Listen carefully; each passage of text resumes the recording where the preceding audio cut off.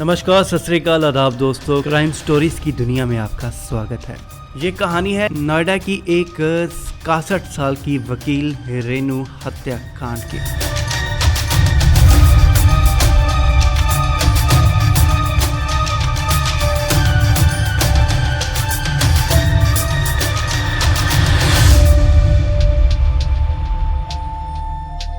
दरअसल ये कहानी हमें नोएडा के वो कहानी की याद दिलाती है जो आरुषि और निठारी हत्या कांड हुआ था। आइए जानते हैं इसके पीछे की पूरी क्या है कहानी। शहर वही नोएडा, जगह करीब करीब वही।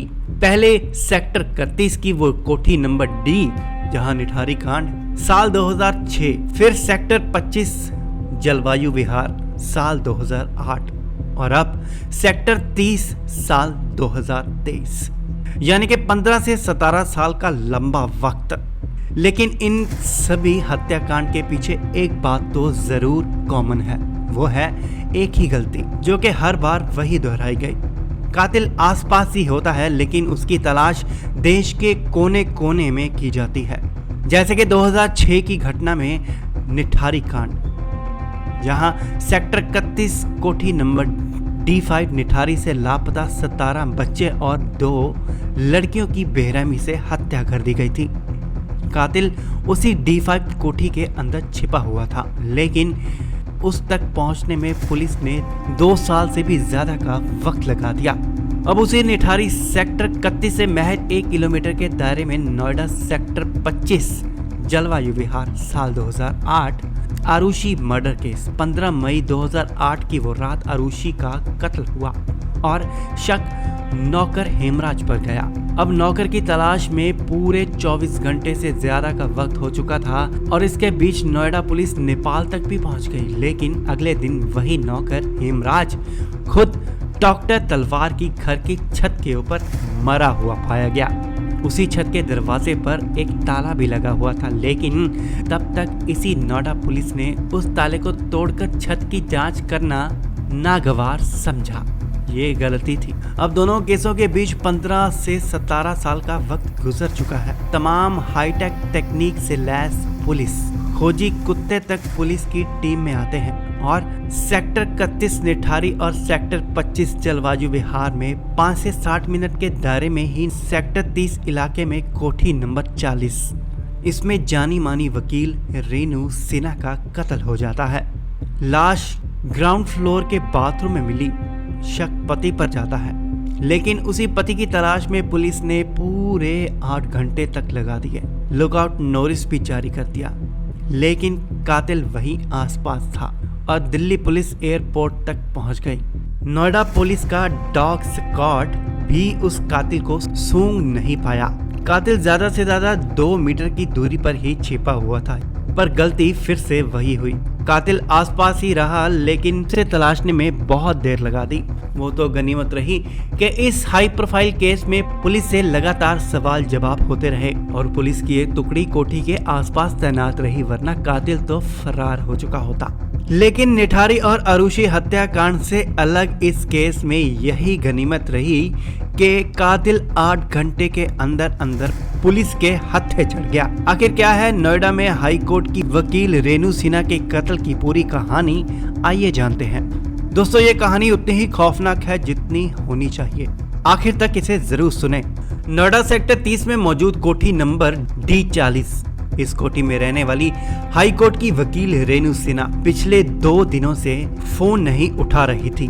कोठी में 2 लोग रहते थे, रेनू सिन्हा और उसके पति नितिन नाथ सिन्हा। रेनू हाई कोर्ट में लॉयर थी, जबकि उसके पति IIS यानी कि इंडियन इंफॉर्मेशन सर्विसेज से जुड़े रहे थे। रेनू की अपनी पत्नी से अनबन रहती थी। इस बात का पता रेनू के घर वालों को भी पता था। ऐसे में जब रेनू ने अचानक फोन उठाना बंद कर दिया तो वे बेचैन हो गए। जाहिर सी बात है, घर वाला कोई फोन ना उठाए तो बेचैनी तो होती है। उसी तरह रेनू के घर वाले भी बेचैन हुए। वो 2 दिन से लगातार रेनू को कॉल कर रहे थे, लेकिन फोन रिसीव नहीं किया जा रहा था, यानी कि फोन ऑन था। जाहिर सी बात है, कॉल जाएगी, उठा नहीं रहे, इसका मतलब कि फोन ऑन है, लेकिन कॉल उठा नहीं रहा था। इस हालात में रेनू के भाई ने आखिरकार पुलिस में अपनी बहन की गुमशुदगी की खबर कर दी। साथ ही उन्हें अपने जीजा पर भी शक जताया। रविवार 10 सितंबर 2023 की दोपहर में ही रेनू के घर वालों ने उसके ना मिलने की खबर नोएडा पुलिस में दे दी थी। दोपहर में ही ये पता चल चुका था कि रेनू और उसके पति की जो मोबाइल लोकेशन है वो उसी कोठी के आसपास की ही आ रही है। लेकिन ना तो पुलिस ने तब तक कोठी की तलाशी ली और ना ही कोई भी आसपास लगे सीसीटीवी फुटेज की जांच करने की कोशिश की।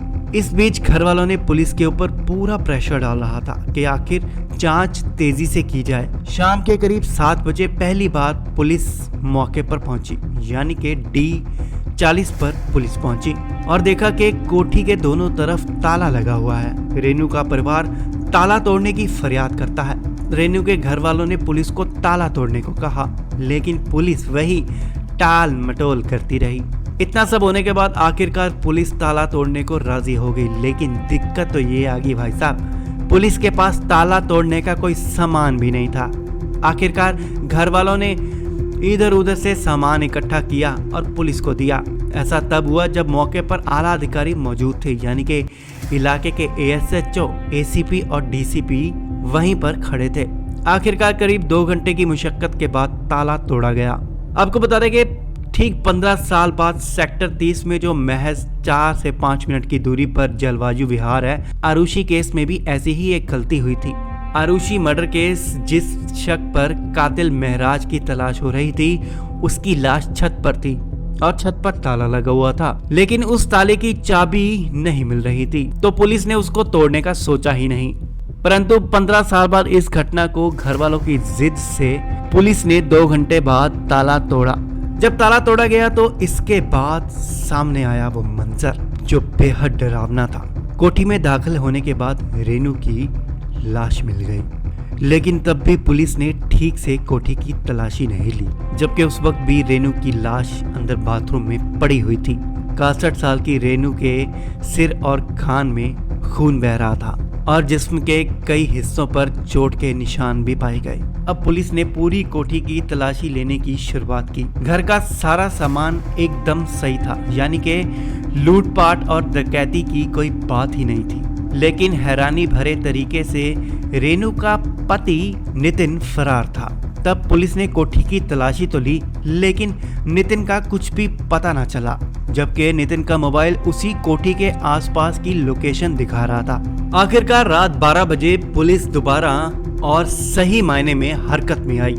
तब पुलिस ने कोठी और उसके आसपास के लगे सीसीटीवी फुटेज चेक करने का सोचा और इसी दौरान पुलिस ने गौर किया कि रेनू का पति जो नितिन है वो तो पिछले 24 घंटे से घर से बाहर ही नहीं निकला। ऐसे में पुलिस ने एक बार फिर रेनू के घर वालों को मौके पर बुलाया। सीसीटीवी कैमरे में नितिन के घर से बाहर ना जाने की पुष्टि की। फिर से घर की तलाशी लेने का फैसला किया। सच पूछे तो रात को 12 बजे पुलिस ने सही मायने में तलाशी की शुरुआत की, लेकिन कहानी में ट्विस्ट तो तब आया जब रेनू का पति मिल गया। आगे की कहानी में क्या हुआ बताएंगे आपको अगले भाग में। देखिए पार्ट 2।